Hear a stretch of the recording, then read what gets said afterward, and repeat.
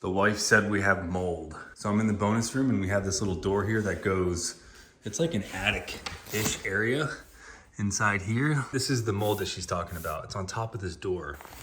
And they have like insulation attached to the other side of this door. But here's the problem. See all that play in the door?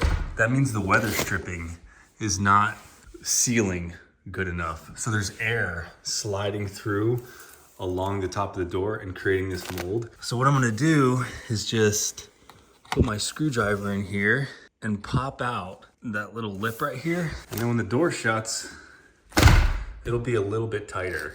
So I might make it even more tighter than that, but that should do it. That should seal that up a little bit better. So if you have that going on at your house, hopefully that helps you out. Okay, like most things, it didn't work out like I planned.